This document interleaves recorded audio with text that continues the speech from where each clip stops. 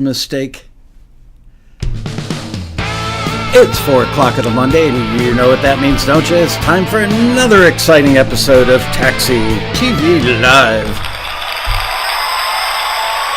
I think I hit all the right buttons. Hello, everybody. How are you? I hope everybody had a great weekend. Good to be back here with you. Okay.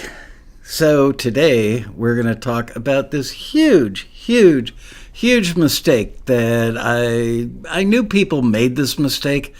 I didn't know it was as bad as it is. I see everybody saying hello all. Am I broadcasting? I am. Okay, good to know. Anyway, I feel like I should wait until more people get here to announce what the huge mistake is. When you hear it, you're going to shake your head and go, oh, come on, nobody does that. But this is the most recent version of the most recent incident of this mistake that I've heard about. And really upsetting to me. Marion Laird has COVID. Been there, done that 2 or 3 times already. I hope yours is as mild as mine was. All right. So we do, as you guys know, we do quarterly, sometimes a little more than quarterly, compilations of certain genres of music.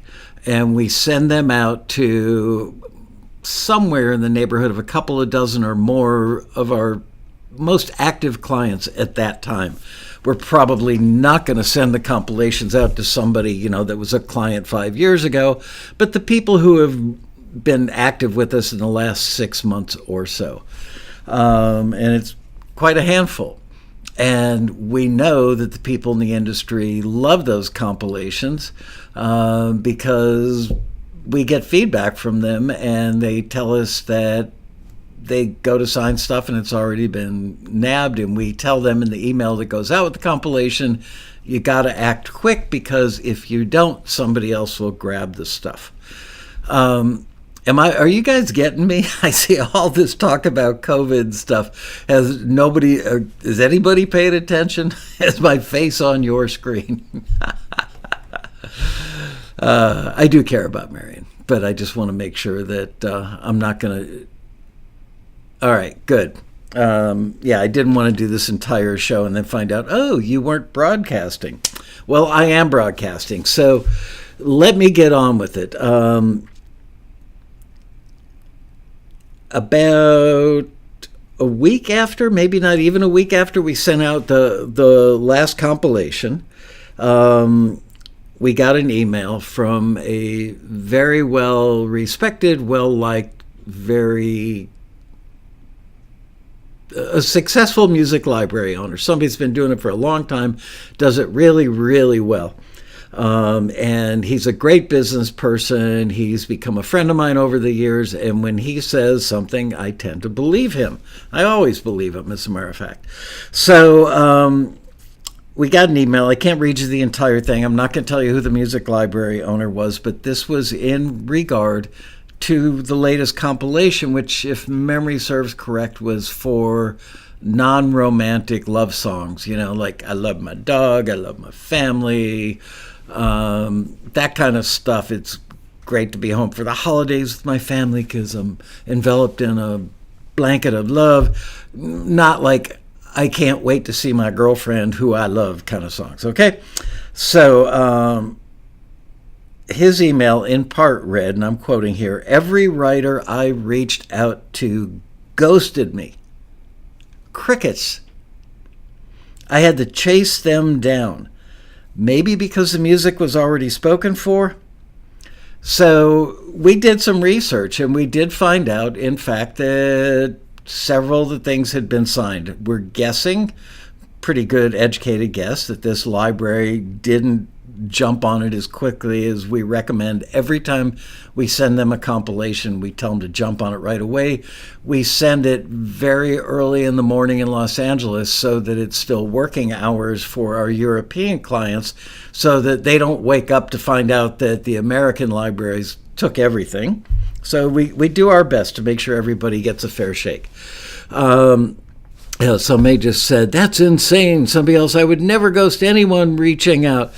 But this happens, and we've heard it a lot over the years, and it seems to be getting worse. So we did find out that several of the people we're assuming that this gentleman reached out a little later. Could have been an hour late, could have been 5 hours late, could have been a half a day or a day late. Don't know for sure. But the music had all been picked up already.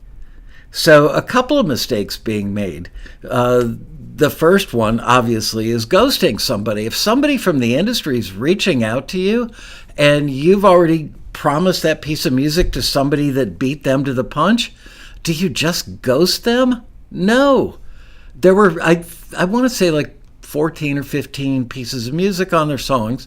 And I think this gentleman said he reached out to 5, and all 5 ghosted him.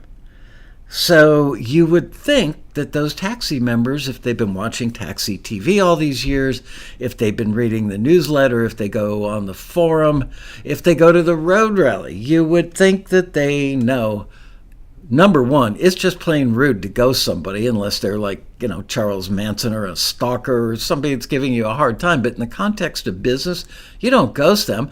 So Tom from my A&R department reached out to the European people who didn't respond and found out that they had, in fact, already signed the music. And I'm not remembering this 100%, so I could get this a little bit wrong. But if you've already accepted an offer from some other library and another library reaches out to you, do you ghost them because you've already done a deal? No. First of all, it's rude. Second of all, it's unprofessional. Thirdly, you've just blown an incredible opportunity, because there's probably nothing more powerful you could say than, I'm sorry, that one got picked up already, but I could make you another one that's very similar. Or if you need several, I could do a bunch of them. You will almost always get a yes, please do response on that. Okay? So don't ghost people. Now, one of the ghosters was a young lady in the United States. I believe that she might have been in our time zone here on the West Coast, whatever. I called her, and I think she called me back later that day, maybe the next day. Very nice young woman. And she goes, yeah, I don't think I got an email from him. Oh, look at that. Yeah, I did. And I said, well, did you respond to him? She goes, no, I didn't respond to him because I just wasn't sure about it. I wasn't sure if it was real or not, or something to that effect. I'm paraphrasing a little bit. So if that young lady's watching the show or watches the archived version of it on YouTube, I hope she's not offended that I didn't write it down word for word. But I was astonished that somebody who presumably for their entire adult life, maybe since they were a kid, has wanted to have some modicum of success in the music industry, and now they're getting reached out to by an extremely credible person at an extremely credible company, and they ghosted him. Why? Because I just wasn't sure if it was like real or not. Okay, well, number one, hold it up there. You could certainly Google that company and read all about them and find out if they're real. Number two, you could call TAXI and say, by the way, I got an email yesterday from this person at that company, and I just wanted to do a little checking, make sure that that's real. And we would have said, oh yeah, boy, are you lucky. You got called by one of the best, one of our favorites, one of the libraries that's probably gotten, I don't want to say necessarily more placements, but a lot of really great placements over a very long period of time for our members. It was a golden opportunity for this young lady to respond and say, oh, thank you so much for reaching out. Oh, yeah, give me 24 hours to let you know. I'd like to check with TAXI, whatever. I mean, she could have said yes right then and there on the phone. But even if she's a little trepidatious, just say, can I please have 8 hours, 24 hours, something. And then come back to them with, yes, I'd be very happy. I've heard great things about you. Everybody loves a compliment. I'd love to do business with you. Do you need more stuff in that style? I don't know, folks. Some days, most of the time I love my job. Some days I don't love my job. And it's moments like that phone call, like finding out that those members who had already done deals didn't bother to get back to this library owner. Now, we did survey some of the other libraries that we sent this to, and they didn't all have the same experience. Maybe they were the people that jumped on it faster than this other individual. But we've heard this before from this person at that library. We've heard it from other libraries.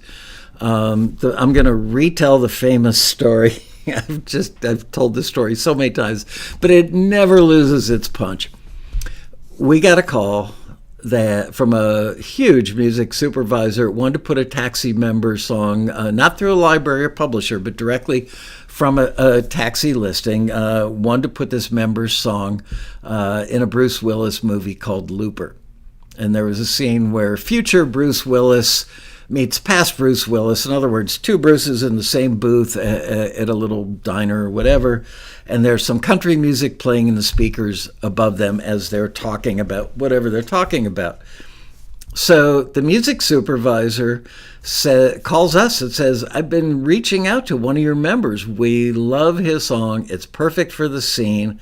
We just need him to sign this paperwork. Basically, all you're going to have to do when you sign that paperwork, you're not negotiating some big deal. You don't need to involve a team of lawyers or anything. It's basically, do we have permission to, they'll send you a deal quote. We will give you $5,000, which in this case was the number, $5,000 to put your song, Mary Had a Little Lamb, in this movie, Looper, for 49 seconds.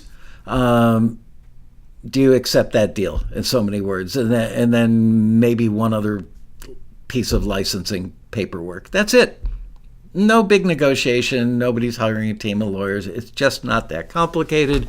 You are basically renting them your music for that one-time use. They don't take any ownership of it. They don't get any publishing. They don't own your master. They're just paying you for the right to rent your music for that scene. So anyway, this gentleman, the TAXI member, had not called the Music Soup back. Music Soup calls us because we know him well, and he says, your guy's not calling me back. So we call the guy. And it turns out that the guy is a farmer, somewhere in the Midwest, if memory serves correctly.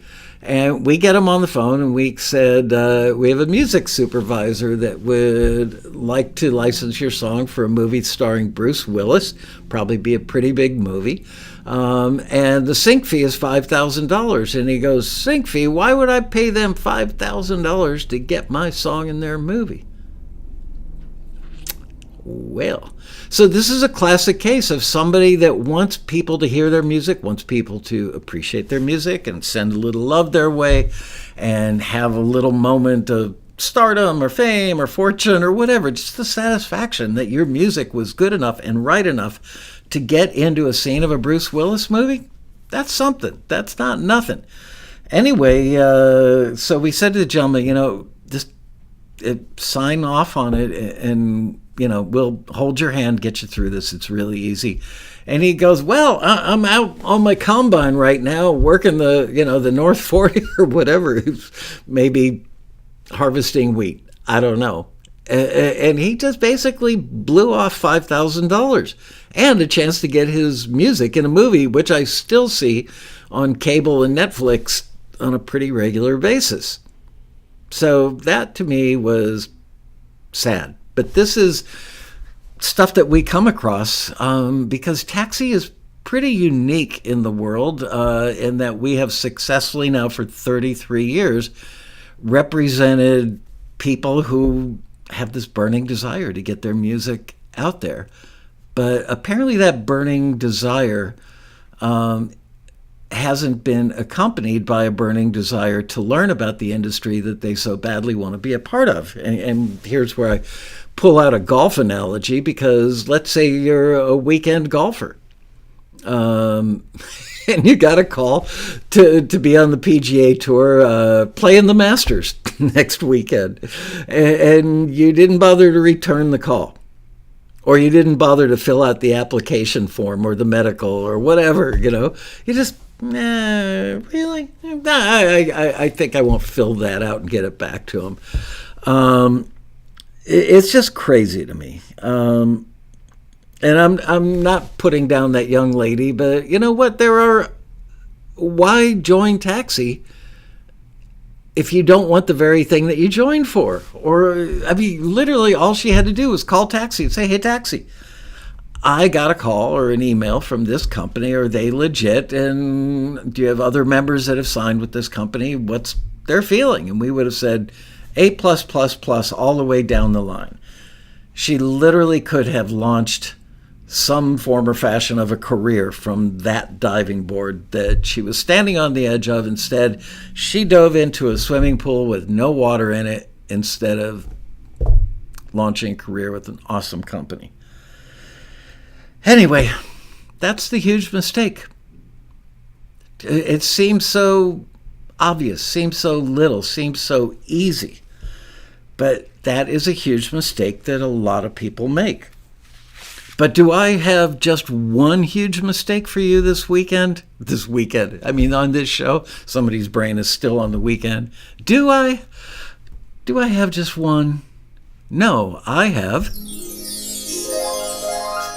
several more. Let's have a listen, see what they are. Here's one. I've never quite gotten this, but I am a little stingy or a little selfish when it comes to sharing contacts. Okay? Protective, Oh, Marion got COVID, but she loves the harp. All right. Okay, so here is another thing that I think is a huge mistake that a lot of people make. And I do understand where it's coming from. The mistake is naming the companies that you get placements with in social media.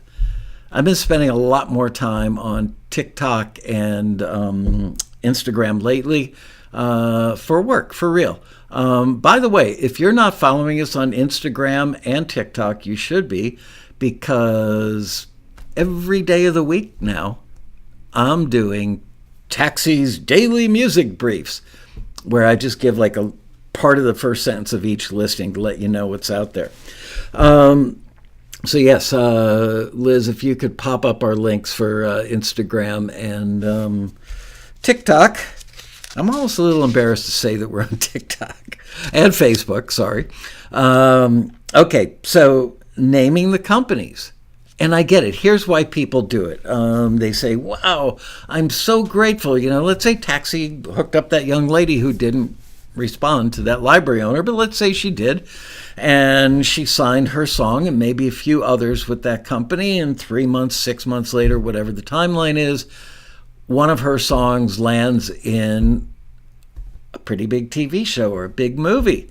And she's so happy that she wants to tell the world. And I totally get that, because who wouldn't? That's like, not only did you get invited to play at the Masters, but you kicked everybody's butt and you won that big honkin' trophy. So you want to tell the world it's your first success in the music industry. You put it out there and you say, Betty Joe, thank you to Betty Joe's Music Library. Well, you've got 278 followers on Facebook. You've got 431 on Instagram. You got 168 on TikTok. And yeah, there's probably some overlap. But you've now just introduced a couple hundred people, many of whom are in fact other composers or songwriters who, in one form or another, they're your competitors. They're your friends. And this is the part that I wrestle with, because TAXI members have built an amazing community, a family of composers and songwriters. that are extremely generous with their knowledge. But it's not just other TAXI members or composers or songwriters that are looking at those posts. Let's say you've got, I don't know, somewhere around 1,000 people in aggregate. Let's say that it doesn't only go to your people. Maybe the gods of social media shine on you that day, and for some reason, it gets seen by 72,000 people over the next 24 hours. Well, those 72,000 people are more than likely going to be musicians or have expressed some interest in sync or record deals or something that the algorithm picked up on and decided these are people who would be interested in seeing that content, and now they all know about Betty Jo's Music Library. So what do? They Google Betty Jo's Music Library. Oh my goodness. Now you could have 100, 200, 300 people that are all pitching their music to Betty Jo's Music Library. You have just created a swarm of potential and probable competitors for yourself. But I get it. I understand why people do it. They do it because they want to give a public shout out, a hug, a virtual hug, if you will, on social media to that library that got them that placement, because they want that library. First of all, they're grateful. Why wouldn't they be? And they want to have that library thinking fondly of them, so that the next time something's going to get pitched for an awesome film or TV show, and you might have the right material of, oh yeah, I like him. He was really happy and very grateful and gracious last time I got him a placement, and there you go. But you have just created a bunch of competitors. So you might think, well, this happens at TAXI's convention, the Road Rally. It happens on our forum. It happens on Facebook groups and stuff. And I've always had slight bewilderment about it on one hand. On the other hand, I think it's awesome that our members are so incredibly generous with each other. But it's very common amongst TAXI members to share contacts of production music libraries. So let's say that Susie composes orchestral stuff, does it really well, and she heard that Tommy has a half a dozen things in Betty's library, whatever I called it. So Susie asked Tommy, hey, can you introduce me to Betty? And Tommy thinks, well, sure, because I do mostly dramedy cues or tension cues. I don't do a lot of legit orchestral stuff. I'm going to turn her on. And doing it on one hand to be generous and kind, and that's pretty awesome. You don't find that a lot in the music business. On the other hand, he may also be looking for a little reciprocation, reciprocal love. Maybe he's going to reach back out to Susie and say, I know you're in that catalog, and I do stuff that I think that they would like. Would you mind turning me on to that person you have a connection with? So they swap contacts. Everybody's happy. Everybody's acting like a grown-up. Everybody's acting professional. However, Tommy isn't pitching the same thing, because Susie says, well, I do orchestral and Tommy does dramedy. But then 6 months later, Tommy comes to the Road Rally, and one of his friends says, by the way, I see that you're in XYZ catalog, in Betty's catalog. Can you introduce me to her? And whatever motivates that, it could be generosity, it could be kindness, it could be a lot of good stuff. It could be that it's transactional. Well, a little tit for tat. You do that for me, I'll hook you up with somebody. That's all normal business stuff and friend stuff, and it's all good. But I think people get a little carried away because it makes them look a little important and feel important. It's like, yeah, sure, man, no problem. I'll send him an email and intro you. It's like, you're on the inside. You're on the inner circle. How cool. So by doing that, now Tommy is in the library, but it's not a threat to Susie because Susie does orchestral, Tommy does dramedy. No big deal. But now, months later at the, excuse me, Taxi Road Rally, hang on, sorry. Tommy runs into another friend who does orchestral. Can I swap contacts with you? This company for that company. So now Tommy has turned another orchestral composer on who will be competing for eyeballs with Susie inside of that catalog if he in fact gets accepted into that catalog. And that's what, people often ask, well, isn't it competitive at Taxi? It's not, because we're not comparing one thing against another. We're not going back to the third thing that we put on the forward list and pulling it off because number 68 is better. We don't do that. If it's good and on target, it goes into the forward bucket and stays there. So now you've got an extra orchestral person who's in that same genre in that catalog, in Betty's music library catalog. And now you do have competition, because before maybe they had 6 people doing orchestral. Now they've got 7. Eventually they'll have 9 or 10. So you are, in fact, probably creating some competition for yourself. But again, like I said, I wrestle with this, because the generosity amongst members within Taxi is just, it's something to behold. I still scratch my head and go, how did this happen? So I'm really proud of our members and really happy that they feel that way about each other, but might not hurt to think a little bit strategically. Or not make promises when you've had 3 beers in the bar at the road rally. Just saying. Okay. So naming the companies that you get placements in social media tells your direct competition and future competition and a whole bunch of strangers that algorithm thought would like your post. They now know that Betty's Music Library works with this TV show and that she gets placements. They are absolutely going to reach out. So there you go. All right. Another huge mistake is when people are so flattered and just floating on air when a library executive or music library owner calls them up and says, I love your song. I would love to sign it. I'm so happy Taxi sent it to me. By the way, do you have more of that style? Can you do more of that style? Why, sure I can. I'd love to. And that's great. That's the way it should go. And if the person doesn't ask you if you have more of that style, you should know to bring it up in a very professional way by saying, by the way, I can do a lot more of that style. Would you be interested in hearing that as well? You might want to wait until you've got the dry ink on the first one, though, before you do that. It can go either way. Sometimes having that first one locked down, why push the process back? If they say, oh, yes, I'd love to hear that stuff, then you're going to go back and forth. Should I put that one on the plate or that one? Oh, man, maybe I should remix this. I don't know. I did this one 2 years ago. The strings sound dated. A million reasons to slow down the process of getting it to them. That's a bad move right there. You want to get it to them by the next day at the latest.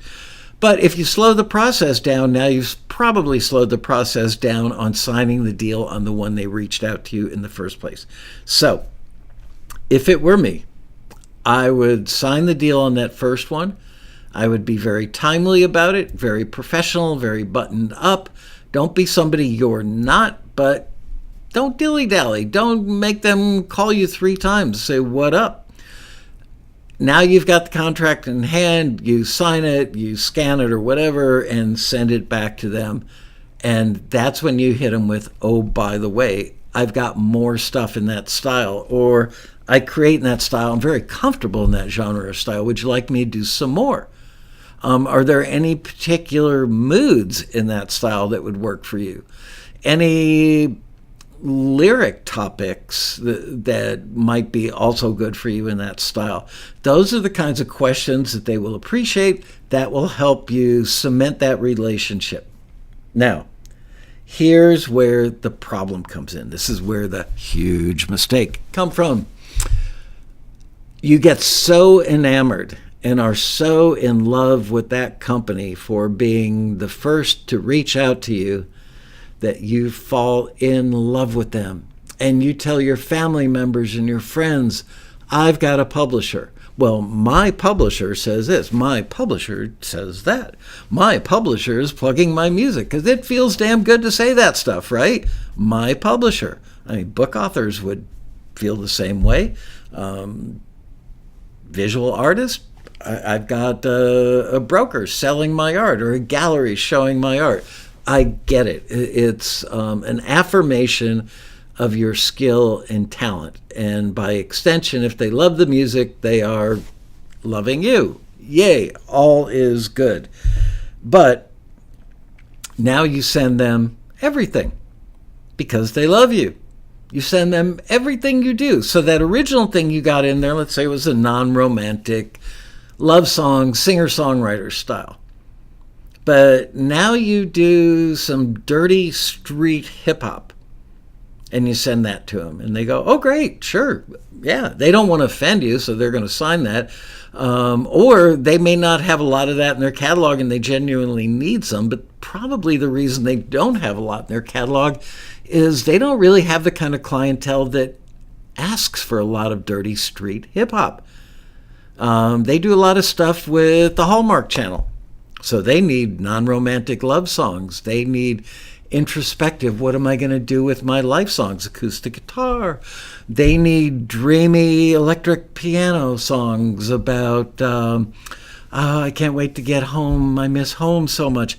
But what they don't do on the Hallmark Channel is dirty street sounding hip hop that would be used in a crime scene or a shootout or a getaway or a fight in an alley, a million other scenarios that might use that music. But this library, probably 70% of their placements happens in the Hallmark Channel ballpark. So now you've given some really awesome hip hop to a company that politely and maybe graciously and happily took it. They don't have any clients that need it. So you've just lost a million, well, maybe I'm exaggerating a little bit, a bunch of opportunities for that hip hop. So the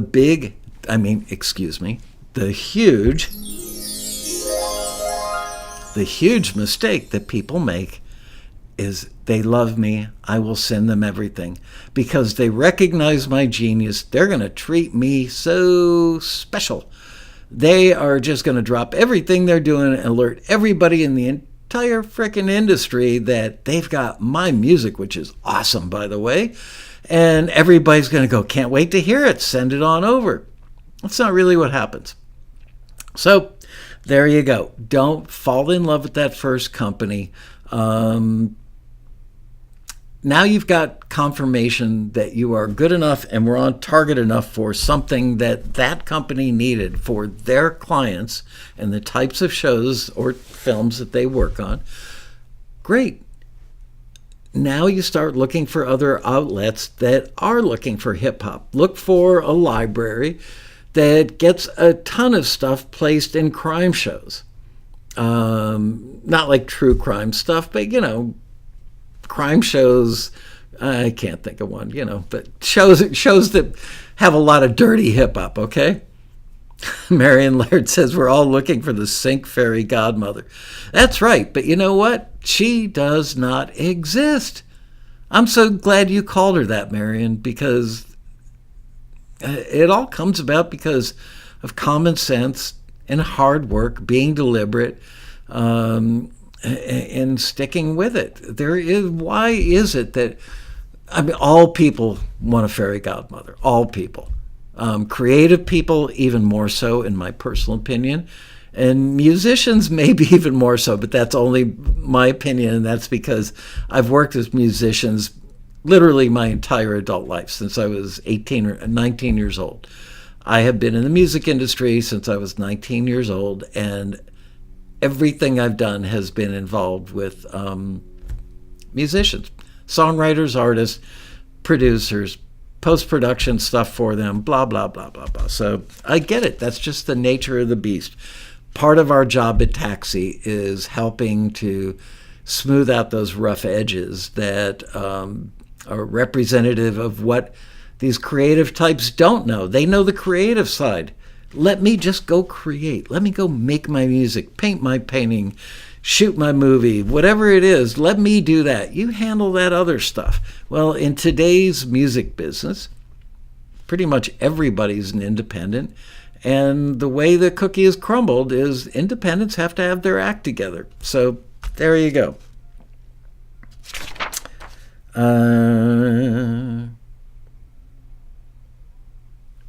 Here's another huge mistake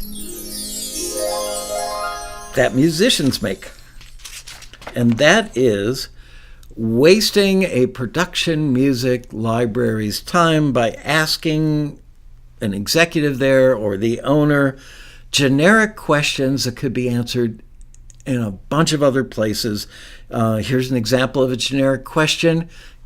By the way, getting ready to sign this contract, but I don't really understand the difference between an exclusive deal and a non-exclusive deal.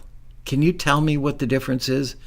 Well, that's kind of like, music licensing 101. You would literally get that in the first 30 days of a 101 level class on music licensing at any college that teaches it. There aren't that many, I don't think.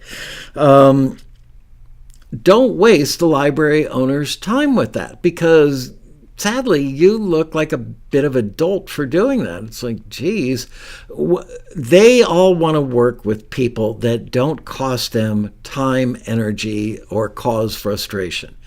They want to work in frictionless relationships where it's like, I think I saw Greg Carosa in the room before. I'm going to point a finger at him because I know he's this guy. If I were a library owner, I would want to work with Greg Carosa because he has his you-know-what together. If they ask him for something, it's not going to be a problem, and they're going to be tearing their hair out going, why, dear God, did I ask him that? So you need to be that person as well. Greg was here, but he had to go. Ooh, he's going to get a phone call. He's going to get sent to the principal's office. But you can learn things like difference between an exclusive and non-exclusive deal by just Googling it. Or you could go to the TAXI forum. Liz, can you pop up the link for the forum, forums.taxi.com, which is a wealth, 21 years of information from people who are doing exactly what you're doing and want the kind of career that you want. And they've been there, they've done it, and they could certainly help you. So don't waste the library's time by asking that question. Now, what kind of questions could you ask the library owner? Something specific, like, by the way, I've never asked you, are the majority of your clients like reality shows using instrumental music, or are they TV dramas that tend to use more songs and montages? That's a totally legit question, and you should know that before you would sign a bunch of stuff with the library. And they won't be offended that you ask. And if they think that it maybe reveals too much, they'll say, well, I can tell you generally that we tend to lean on instrumental stuff for unscripted television. So there you go. Now you know that that's a company that you don't want to park 50 songs with over the next couple of years because they probably don't have the clientele for it. Here is the next huge mistake. Huge mistake that I have seen happen with my own eyes. And I get calls from library owners to tell me about this. Not delivering what they've asked you for on time. Especially if it's a situation where the library owner reaches out and says, I need something by tomorrow morning in my inbox by 9 a.m. Eastern time because I've got a show that I'm working with that needs this and I'm their go-to library on it and you are one of my all-stars in that genre, so I'm hitting you up. Can you please make me a track that sounds a little bit like your other track, ABC 123 that you sent me 6 months ago? Don't copy it, but same kind of grumbly gravitas on the bottom end, same tempo, blah, blah, blah, blah, blah. Sure, no problem. When you need that in your box by 9 a.m. tomorrow morning? Yes, I do. Mr. East Coast Library wakes up next day, has his coffee, takes a shower, sits down to go to work, and at 8:59 a.m. checks his email, not in the box. Checks it again at 9:02, not in the box. Checks it again at 9:05, not in the box. So he reaches out and says to you, where's that song I asked you for? Told you I need it by 9 a.m.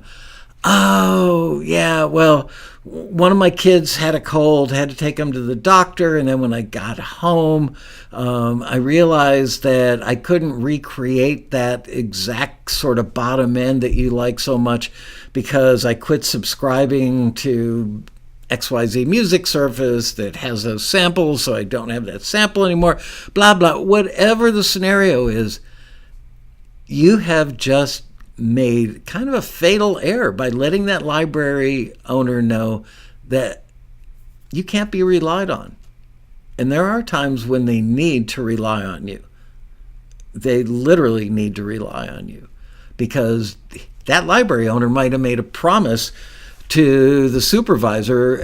Maybe he played the supervisor your other track. The supervisor goes, that's great, except the lyric's not right for the show, whatever. And the library owner says, no problem, I can get you something extremely similar by the same composer. It's going to work. Trust me. I'll have it in your box by 10 a.m. tomorrow morning. And now that doesn't happen. These are the kinds of things that literally, although that one thing in that one moment might not be the thing that instantly blows up your entire career, it could. I'd say 90% of the time it's not going to blow up your entire career right there in that moment, but it plants a flag in the mind's eye of that library owner. And maybe you've done similar dopey things like that, the aforementioned dopey things, to other library owners. And now you've started to chip away at your very own credibility. And there's a place in the San Fernando Valley, yes, the Valley, a place called Sportsman's Lodge. And for the, 30 some years I've owned Taxi, there are organizations that are either right in the heart of the library industry or on the fringes of it for whatever reason. Sportsman's Lodge seems to be where they hold a lot of their dinners. Dinner, it's like $100 a head, and you get the restaurant or the hotel quality chicken food in front of you, and you're sitting there with other executives from the industry. In my case, it's almost always a table full of library owners. And there was one case in particular with one member that did something so stupid, and I can't remember exactly what it was now, but it was like, oh my God, I cannot believe you did that. And it was an incredibly talented member, unbelievably good. Would have been like one of the all-star sync members of all time on the song side of things. Hang on a sec, I've got to make it cooler in here. That time of year, when the sun hits those blinds, they become like a radiator. Let's get that air conditioning nice and chilly.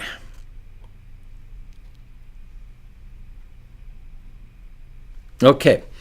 So there I was sitting at the table with 9 other people, and sure enough, that library owner, somebody I hold in very high esteem, mentioned the name of this person who did something.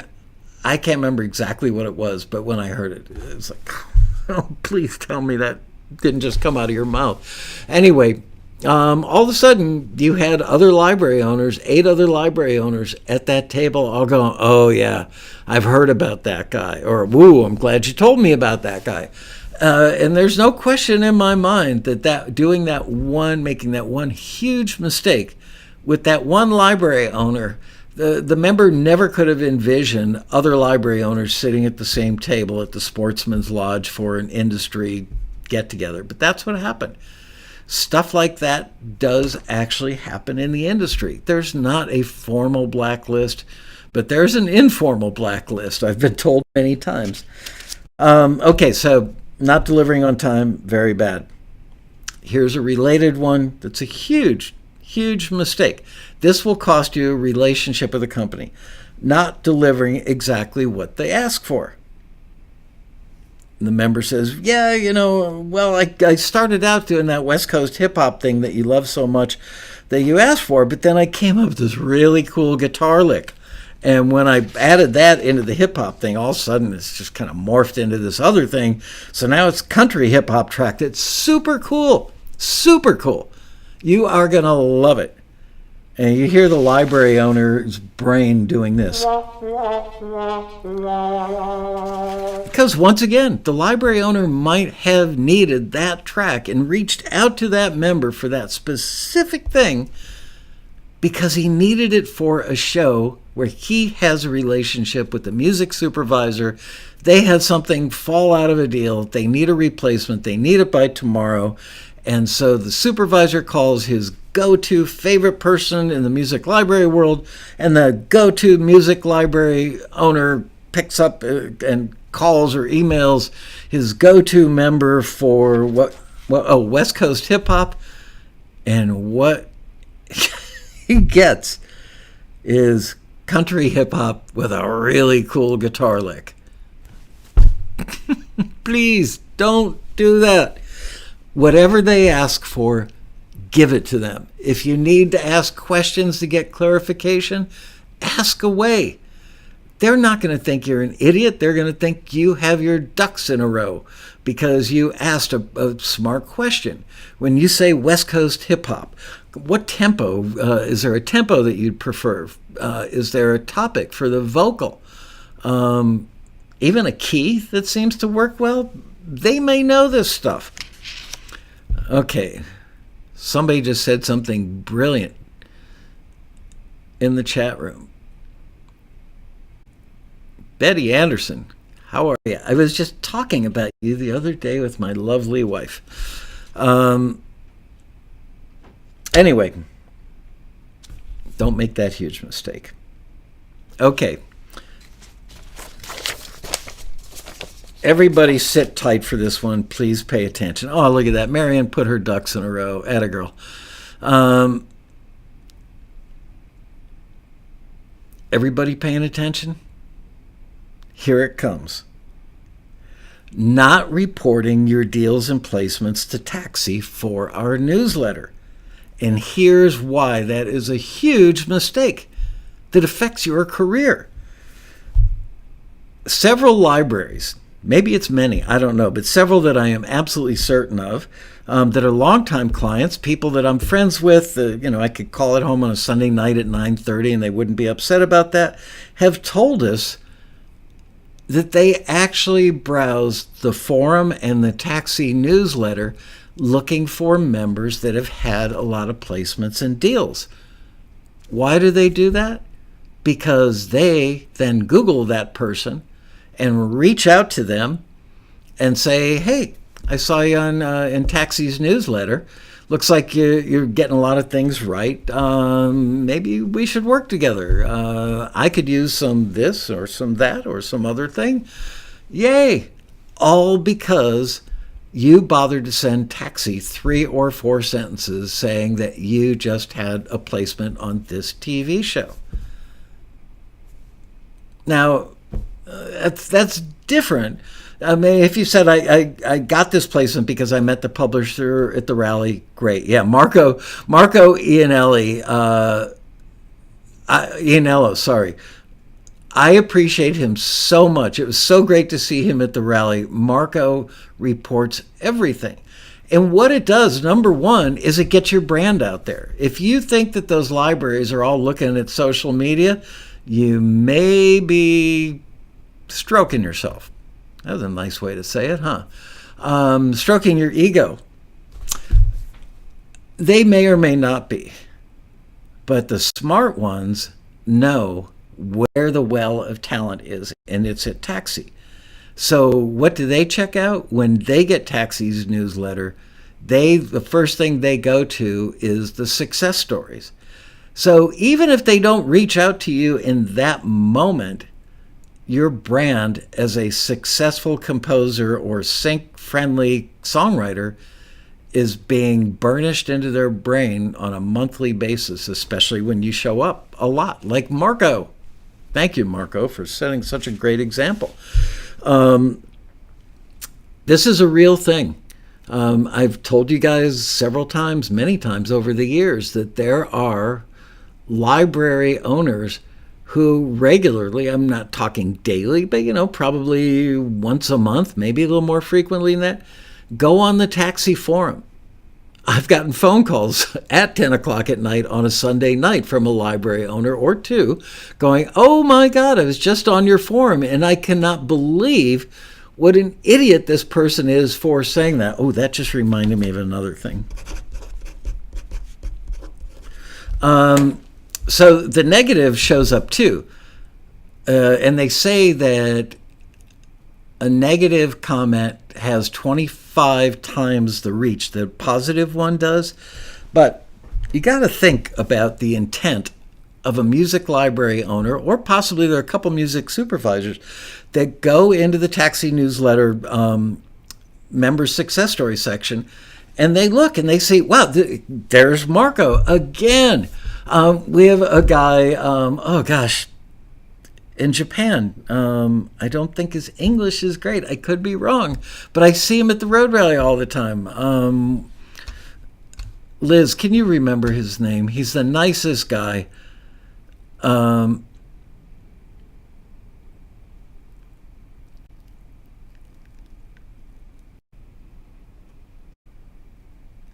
waiting. Minoru.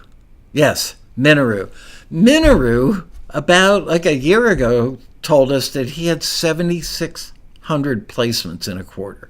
And people are like, he's lying. That can't not be true.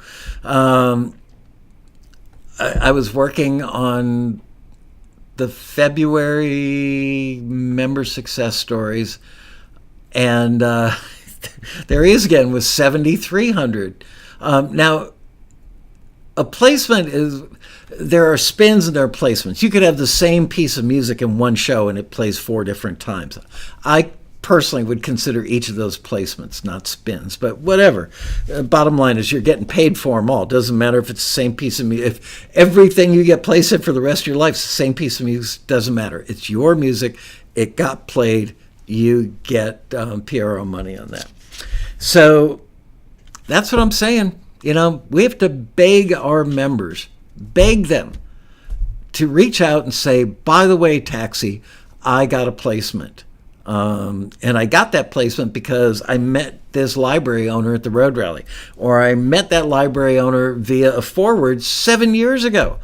People say, what's TAXI's success rate? We publish, I got to get this off the website, but we used to say it's like 6% because we actually did a head count and did some math 25 years ago, and we've never bothered to change this.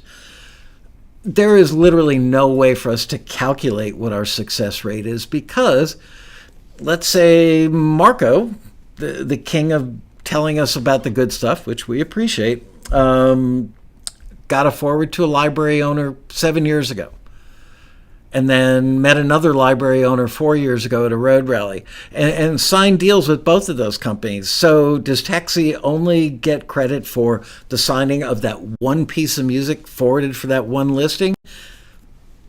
We open the door. Marco now has a relationship with that company, and it goes on and on for years. And maybe ultimately Marco's got 26 pieces of music in that catalog, and maybe those 26 pieces of music result in 15 placements from that one catalog in 1 year. And now multiply that times thousands of members. There's just no way for TAXI to know what the long tail effect is of our members getting deals.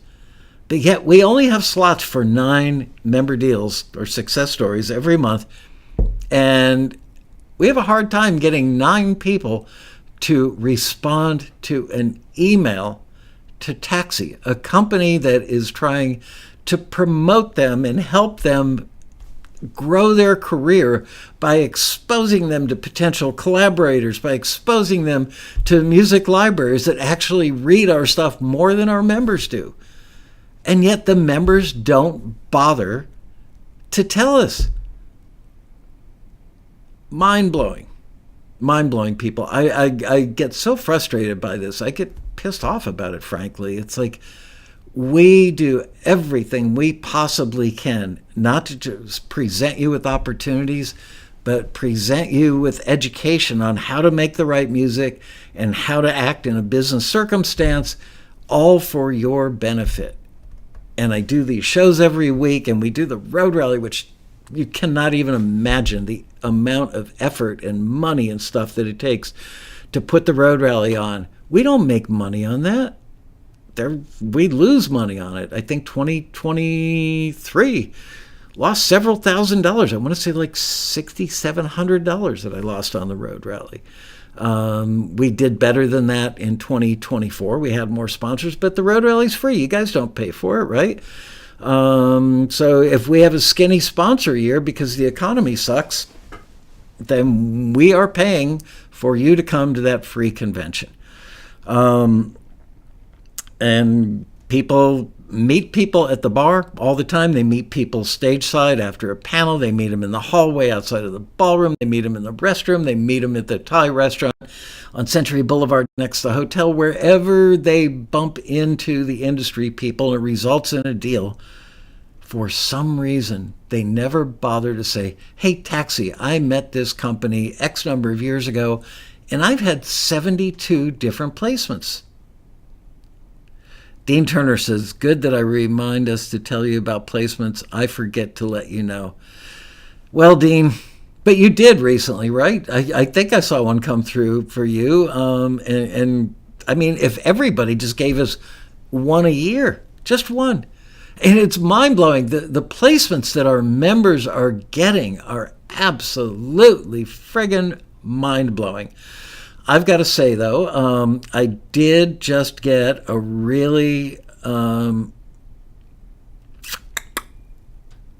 what did I get? Oh, I got a nice email from a young lady named Britt, who was a TAXI member for 2 or 3 years, several years ago. I met her at the road rally. She had one of those, I'm here to get stuff done, outgoing personalities. She did well as far as meeting people, networking with other members. And I don't know what happened. I think the last year she was a member was 2020, 2021, whatever. I think she's a single working mom that lives in Ohio somewhere. Well, guess what?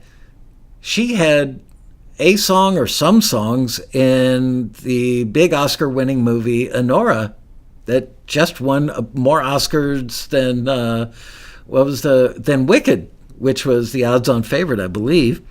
And she bothered to send me a message, which I saw this morning, that said something like, without TAXI, I want to say she had 3 songs in the movie.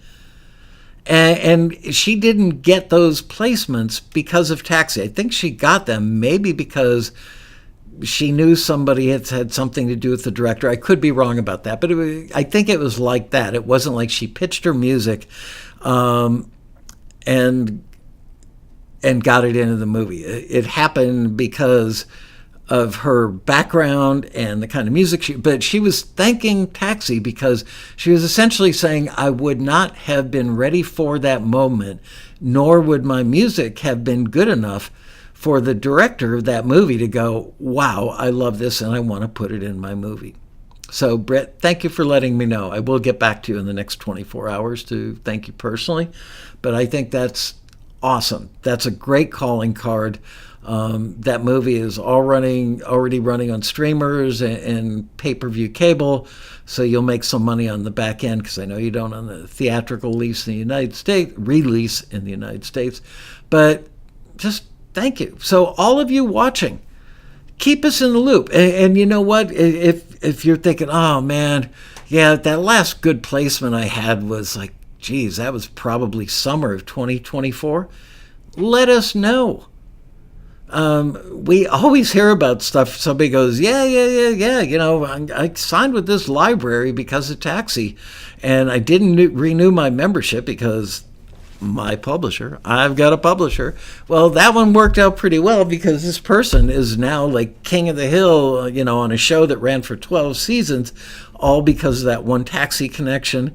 And the member's like, I don't want to keep sending you stuff every month. I got another song on this show. I got another song in that show. I got yet another song in that show. You guys, come on. All right. Here's another huge mistake that people who want to be in the music for media, film and TV and commercials business, making music for those things, it's a huge mistake. I understand why it happens, and here it is. They think that their music is the star of the show. I can't blame them. It's their creative output. They spent a lot of years learning how to make that music, spent more years fine-tuning it once they start thinking about sync. But it's a very rare case where music is actually the star of the show. More often than not, it's the supporting cast. It's those people walking by on the sidewalk as two other people, the main characters, are having a conversation.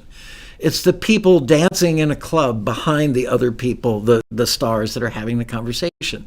It can be wallpaper, it can be background. Sometimes it's background, then in a little break in the conversation, a key line in the song lyric gets pumped up so that it underscores the topic of discussion or whatever the script or the actors were saying in the moment. Most of the time, it's not the star of the show. Obviously, there are times where it is featured, it's out front. Those are really rare. I wouldn't count on too many of those in your lifetime. But the more people who are new to the sync industry quit making the huge mistake of thinking that their music is the most important thing coming out of that TV set or that movie screen in a theater, the more success they will have. Understand what the purpose of music is in the context of film and TV. It is to serve the scene. It's to serve the story.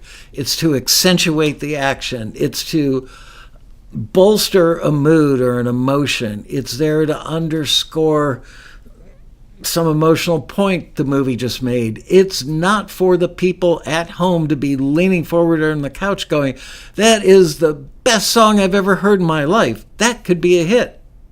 Right? Sounds silly when I say it like that.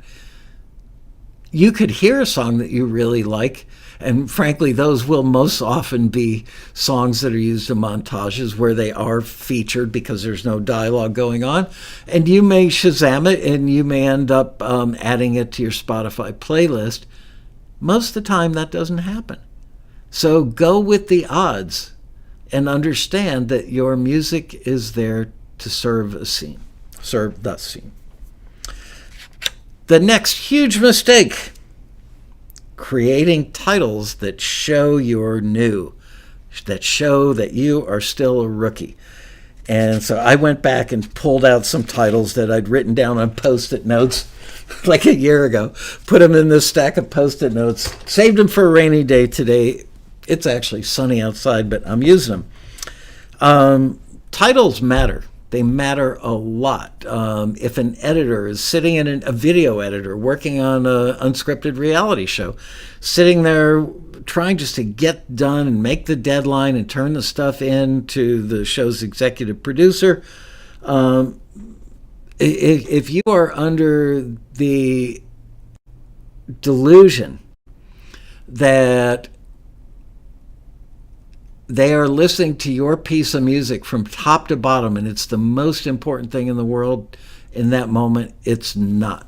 What they're really doing is trying to find something that bolsters the scene, that makes the action seem more intense, that makes the emotion seem deeper, more convincing, more relatable. So they're looking for a quick solution. They have a problem to solve, which is music, add something to this scene, and they need to solve it quickly and move on to the next scene. So, where did I go? Oh, titles.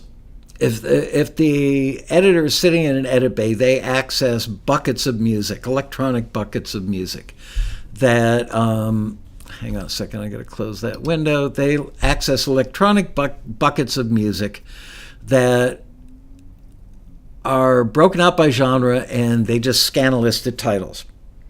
So I have always said, you've probably all heard this before, but if you haven't, the title in a perfect world should telegraph what the music sounds like. Like if you were making surf music, guitar surf rock, you would call your title should be something like Surfer Boy or Surf's Up or Hang 10, something like that. And that way, it's not like they've got a surf rock category. They've probably got a rock category, probably not a surf rock category. So now that editor's just got to scan that list, and if it's like Silly Sammy Surfer Sunrise, they're going to go, clearly that's surfer music, right? So I'm going to listen to it. So that gives you a great advantage over people who don't know how to title their music well. So these are 4 or 5 titles that I pulled out of my little Post-it note stack. Here's one. Midnight Sun, and then in parentheses, V2 - Sunday Mix. That's how the members submitted it to TAXI. If we weren't the wonderful company that we are that would clean that up for the member, we have to reach out to the member. That costs us time and effort to get permission. Hey, we think your title is going to hurt your chances. Do you mind if we shorten it to this? Hopefully we can get a hold of that member. Hopefully the member calls us back. Hello. Midnight Sun, V2 Sunday Mix. I don't want to work with that composer. I just don't. Here's another one. Oh, by the way, what kind of music is Midnight Sun? I'm waiting. Oh yeah, I should open the chat room back up.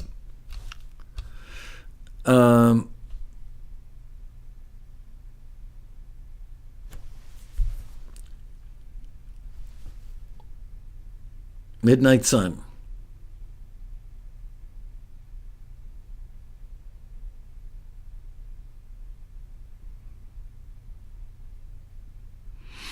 Marion gets an A. It could be anything. Dean Turner says a drone.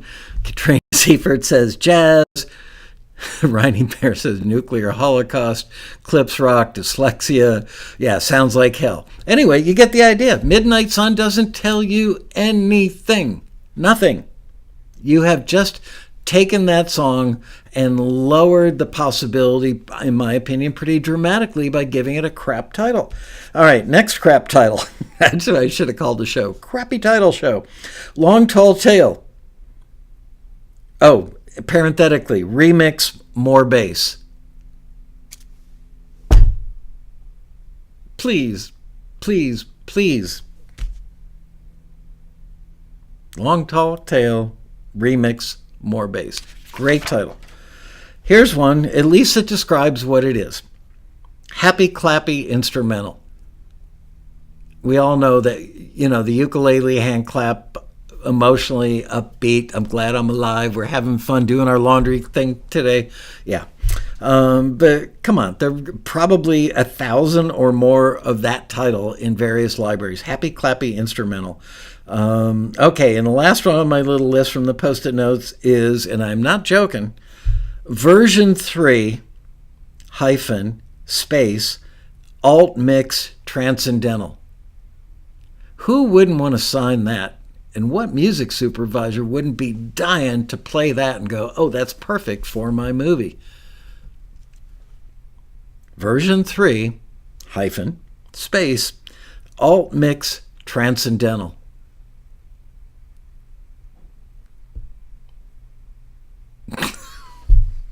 It's heartbreaking.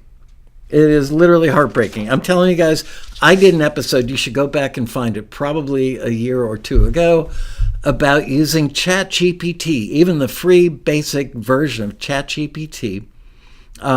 You can, if you give it the right prompts, it will spit out a list of titles for a particular track. With all things AI related, it's all about knowing how to write good prompts. I'm still trying to self-educate on that pretty intensely and feel like I'm making some progress. But a year ago, I really didn't know, but I figured it out. I spent the better part of a Sunday figuring it out. And I asked ChatGPT to give me titles for certain types of things. And you got to watch that episode. Liz, if you can go back and find that episode, maybe link to it in the chat and also in the comments, that would be awesome. Because I would say 60 or 70% of the time, the titles that ChatGPT came up with actually sounded like ChatGPT understood what production music libraries are all about and why good titles, make music easier to spot for editors and music supervisors, and therefore results in more placements. So that's good. All right, I'm going to talk about a touchy one now that I just remembered while I was doing the show. Remember, like 5 minutes ago, I said, I got to write that down. Hang on, I got to make it cooler in here. This one's going to make me hot under the collar. I don't want to be in eco mode. Screw eco mode. Oh, come on. Okay, I'm out of eco mode. Eco, bad. Well, I'm kidding. Did I just upset a bunch of people? All right, now I'm really going to upset you. It is a huge mistake to have a political stance associated with your face, your name, and tied into your brand as a musician. I got an email last week. There's somebody who I hold in incredibly high esteem that is very emotional about political stuff, and has posted stuff apparently, well, not apparently because I've seen it now, on social media. And wasn't it Michael Jordan that famously said, I never tell anybody if I'm a Democrat or Republican because ostensibly half of the people that buy my sneakers are one or the other, and I don't want to piss either of them off. So I'm just saying that sounds like really good advice, even though I paraphrased the hell out of that. I've recently, literally since last Wednesday or Thursday, been made aware of 2 TAXI members. I adore these people. I consider them not just friends, but good friends. I've known them for many, many years. And I don't care what their politics are, whether I agree with them or disagree with them. That to me is irrelevant for this conversation. But in one case, a music library owner reached out to me and said, what the F does he think he's doing?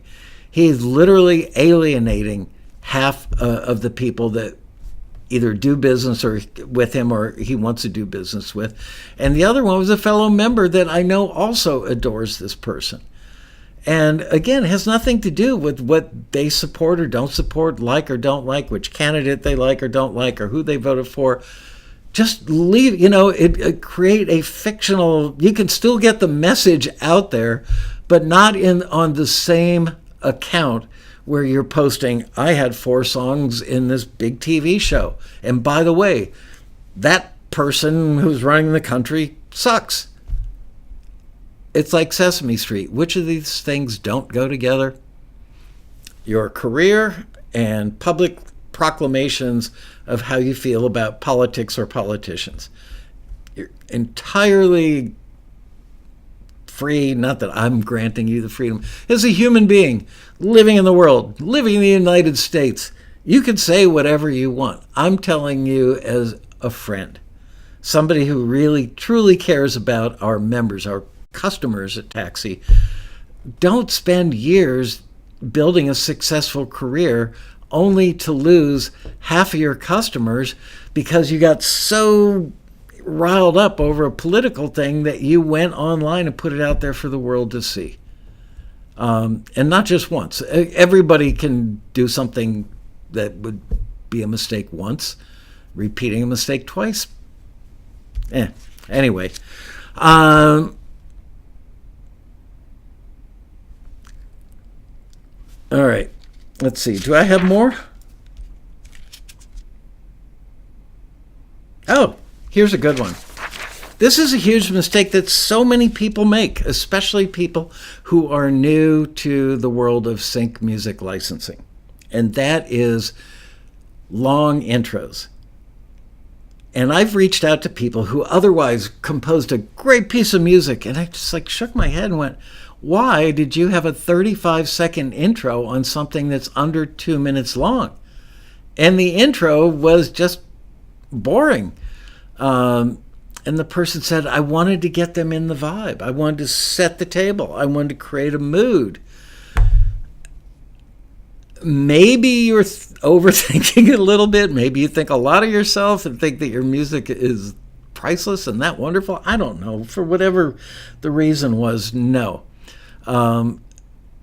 People auditioning music generally, like 95% of the time, maybe as much as 98 or 99% of the time, they don't sit there and hit play and go, well, it's not quite there yet, but I'm going to let it develop a little, see if I'm feeling the vibe, catching the wave, grooving to the mood. Oh, now it's becoming interesting. I like it. No, jump right in feet first. Do not, you know what, if you can avoid an intro altogether, do that. It's really common. It's desirable to avoid an intro. Here, let me play you an example. A few years ago, we had this wonderful young lady named Laurel Ostrander, who is a pretty high-end Hollywood video editor. Had, easily 15 years experience under her belt. She was very well spoken, a great teacher. Everybody in the ballroom absolutely loved her and loved her presentation. And I asked her the question, I said, is there one thing that you would recommend that you don't hear enough of that you would like to see more instrumental composers do? And very quickly, she gave me an incredible answer that will stay with me for the rest of my life, and I do my best to spread it around to our members. And the answer was, give me something interesting right from the get-go. Give me a little drum turnaround. Give me a cool wham-boom lick, whatever it is. Give me something that gets my attention. So few weeks ago, a month ago, whenever. Actually, I was out of the country and I did a bunch of shows, put them in the can before I left. And one of them was with a really good friend of mine named Biagio, who is a TV producer, executive producer on a bunch of true crime stuff. He's done a bunch of documentaries. And he said, he shoots some of the footage for his shows. He edits a lot of footage for his shows. He supervises the editors. If it's too much work for him to do, he hires outside editors and supervises what they do, probably tightens it up to his liking a little bit. He's also a composer, an instrumental composer. And I was rewatching the episode I did with him that probably played middle of January of 2025. And he said, get my attention. And I think he said like 5 seconds or less. As an editor, I want you to get my attention in 5 seconds or less, or I'm not listening to the rest of the cue. And I know people who are new to the music industry, or sync specifically, are going, oh, that's so horrifying. I can't believe he's not going to sit there and listen to my whole 2.5 minute piece. Nobody does that. That's not the real music industry. Nobody listens to a full piece unless you have hooked them from the jump and they find it's interesting, it's getting better, it's getting more interesting. Oh, I am loving this. I could absolutely use it. Then they may listen to the entire piece. So I found something that I just happened to have loaded on my little Rodecaster for the show. This is done by the incredible Keith LeBrant, who been a very long time member, very talented, totally gets everything I'm saying. He's the opposite. Keith does not make mistakes. If he does, he certainly hasn't ever told me about him. I love the guy. He's become like family to all of us who know him. And this is the TAXI TV theme, which started out for I think it was the 2020 virtual road rally. We needed theme music to play to intro the different things, because the entire road rally was online. And he came up with this thing in like 45 minutes and said it was a demo. I said, no, it's a master. I want it. It's done. Anyway, listen to this. I'll play it a couple times, and I'm just cutting it off with my finger. But this is how it starts out. Boom, ba da boom, boom.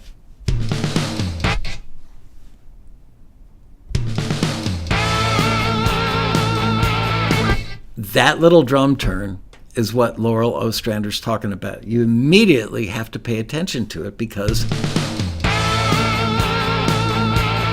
it's interesting. Here's a version he did that does not. This is the outro music for the show that doesn't start with that drum turn. But what it does have is an extremely memorable guitar lick. That's a hook. Right there, that is a hook. But yeah, going back, I mean, no intro. Or maybe that's intro. Boom, ba-da-ba. What is that, a second and a half? See how good my punching skill? I haven't lost it. I can still punch in. Not that you need to in today's world. Boom, ba-da-boom, boom. Anyway, so I hope I've made my point. Intros suck. You're making a huge mistake if you have intros, certainly long intros. If you think that you need to get them in the mood, it's not like getting your spouse in the mood for a little lovey-dovey time. There you go. Kept that clean. Different. Nobody needs to be put in the mood. They either get it or they don't. Make sure that they do. All right.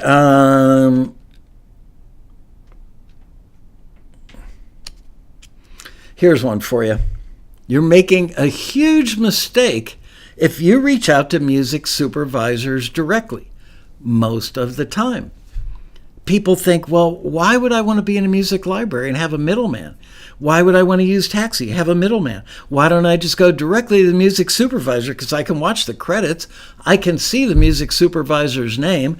I can Google the music supervisor. I can find out what show they're working on. And if I'm really sleuthy, I can find his or her email address, maybe even a phone number. Plenty of ways to do that. And then you get them on the phone. And nobody makes phone calls anymore. So I've been told. I still like the phone. It's just more efficient. Or you send an email. Hi, you need to hear my music because it's awesome.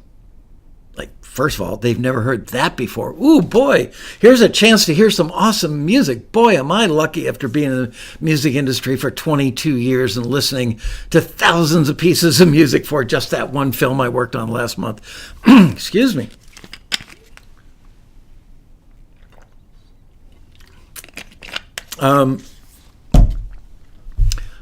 This is why it's a huge mistake. You don't have that knowledge of the industry that makes you cool. That didn't come out exactly right, but you don't have the mindset, the skill set, the experience that instinctively teaches you how to read the room, even if the room is only one other person, to get the conversation right. So what I'm trying to say, this is live. Troll God. Boy, talk about a way to get yourself kicked out of a chat room. Excuse me. If you aren't super cool and don't have a ton of experience and don't know the language of the industry and don't know how music supervisors think, you're really cool. You found that supervisor's name, you found their phone number, you get them on the phone, much to their chagrin, and then you melt them down and blow the relationship because you don't know how to talk to them. You don't. And you're busy selling them on how great your music is. They can get great music all day long from a gazillion sources. The last thing they need is one more self-important person saying, my music is awesome, you need to hear it. Nope. This is why supervisors much prefer to go through production music libraries, because they're dealing with professionals that they deal with all day long, every day, and know that they know the drill. And they're going to make their life easier, the supervisor's life easier. They're going to create a frictionless relationship that's going to result in getting that piece of music licensed for a show in the easiest possible, most efficient manner. So, yeah, there's so much more I want to say about that, but that's a whole episode unto itself. Hang on, I'm reading my own notes, folks. Be right with you. Oh, if you are going to reach out to them, here's what I'm going to say. I'll save that for a whole other show. Sorry. I know, that was a tease, right? I should just save all that for a whole other show. Yeah, let's just leave it at that. If you're going to reach out to a music supervisor on your own, you need to have your act as together as somebody who's been doing it for 10 years and just has, what they need for the show they're working on right now. But even more importantly, if you're new to the game and you don't know what a work for hire agreement is, or you don't know that having a bass line that was generated by AI, or you don't know myriad other things that can screw the pooch on that placement, not just screw the pooch, but screw your entire career, better to not stick your hand in the cage with a hunk of meat on it when you're in the lion's den. Just came up with that one right there on the spot. Pretty good, huh? Anyway, yeah, you don't want to go there, because you are much, much, much more likely to screw it up than you are to get it right. So there you go. Let's just leave it at that. Wow, I've only got a minute left. Is that possible? I'm chatting. Oh no, I've got 3 minutes left. That's possible. Entirely possible. Okay, I'll give you one more. This is a huge mistake. We're starting to see this more and more frequently. Do not use artificial intelligence, AI, to come up with your melody, build your tracks, or write your lyrics. I know, it's tough. It's the Wild West, and we're moving into this without knowing a lot, and it's happening fast. I am more and more encouraged on a daily basis. Just recently, there was a lawsuit that wasn't about music. It actually went out in our most recent newsletter, which I believe went out like Tuesday of last week or something.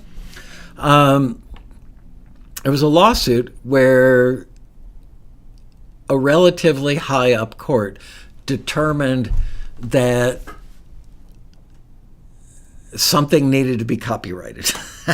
I'm doing this from memory, and I probably butchered that a little bit, but the bottom line is, indirectly, I think it kind of boded, is that a word? Boded well for the future of music, AI music, regarding copyright, because the Copyright Office won't copyright something unless it is created by a human. And basically that's what that court decision said. So it was kind of like the first shot heard around the world on that subject, where it was tested in a court of law. Now, it wasn't music, but it was some other form of art or creation, something that required a human to create it. So there's that. Hey, Carl Wurzbach, good to see you, buddy. AI. It's a tough call, because nobody in the industry would mind if you used an AI plugin to do the mastering on your song. Nobody would have an issue with that. You could make an argument that says, well, it's not creating anything. It's just putting wax on the car. The car was already designed. The engine was already put in. You're just putting wax on it to make it shiny. That's not a bad argument. You could make the same argument then. Could I use a plugin or AI, along with Pro Tools or Logic to mix my track? Yeah, you probably make the same argument. And then you go on a minute and you go, well, if I can use it for those two things, couldn't I use it for my bass sound? I don't know. I'm not a lawyer. I'm not an expert on these things. I follow the development of AI as it relates to the music industry and other things, probably more than the average human, but not enough to call myself an expert. So I don't know, but yeah, it's a slippery slope is the bottom line to all this. It's a very slippery slope. Yes, AI for mastering wouldn't upset anybody. AI for mixing, probably fine. Now you're using it to create a bass sound?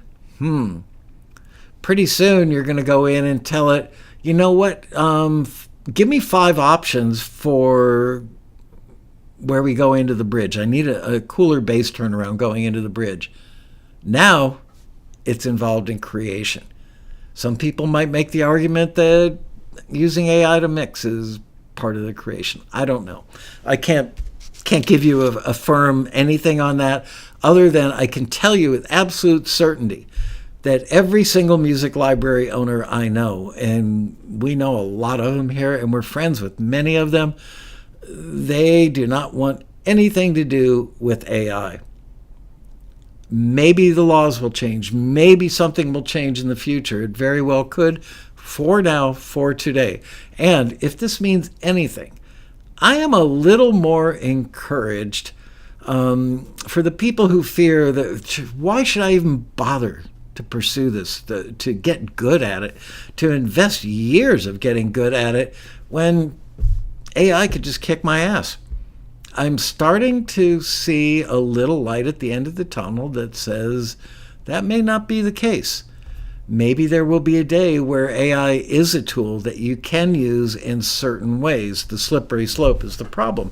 But maybe there is a time, or there will be a time in the relatively near future, where AI mixing is fine, or AI, oh, here's a good one. I have a male voice, in case you couldn't tell. And I've got a song that would be great with a female singing on it. I would love to just use AI to make my voice into a female voice on that song.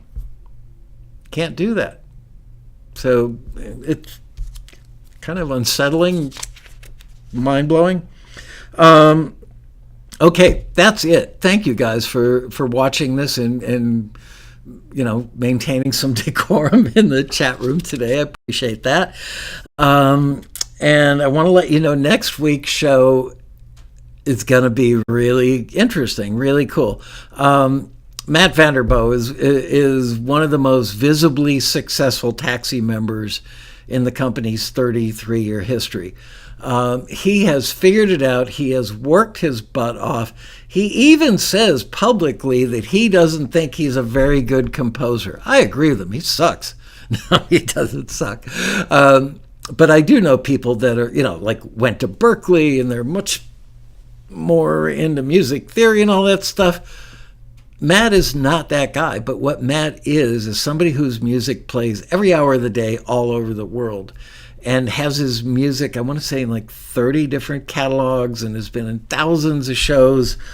And he's just a super fun, smart, hardworking person that has become successful in the world of sync music. And he started a YouTube channel probably 6 months ago. I love watching it. He's actually, I got to tell you, he has done 3 things about TAXI on his channel, none of which he said, hey, by the way, I'm doing a thing on TAXI. And at no point did I ever ask him to do anything on TAXI or give him clues as to what I would like him to say. That's not who I am. That's not the relationship we have. That's not how TAXI operates. But go to his channel. It's just go to Google and type, or go to YouTube and just type in Matt's Music Minute. And check it out. We liked one of the videos so much that we got permission from him for a gratis license to put it on the front page of our YouTube channel, because I thought it was so much better than what we had up there. And coming from somebody other than the owner of the company, I thought it might have more credibility. So next week, Matt Vanderboe is going to interview me on the show. And we don't know what the topics are. We don't know how it's going to go. But he's got a lot of charisma. He's hysterically funny. I'm sure that the episode will make us all laugh, but I'm going to encourage him to ask me the hardest questions that he can. And that's that. So don't miss it. Can't wait to have him on. Can't wait to see you guys back here. If you're not a subscriber already, hit that subscribe button. And give us a like. I don't know how many likes we've gotten so far today, but we'd appreciate it. We don't do this on YouTube to make money. I just saw I made $58 on YouTube for the last month's worth of TAXI TV. So that tells you something. I could go buy, somebody saying, enjoy dinner, Michael. I could go out and buy a really nice dinner for my family for what I make doing YouTube, doing TAXI TV for a year. We don't do it for the money. I don't do it for the money. Do it to make our members better at what they do so they can be more successful. And then they can tell everybody TAXI is an awesome company. Because just like you guys like to know that your music is awesome, I feel that way about my company. Anyway, see you soon. Have a great rest of your week. And thank you for joining us for another exciting episode of TAXI TV Live. Bye-bye.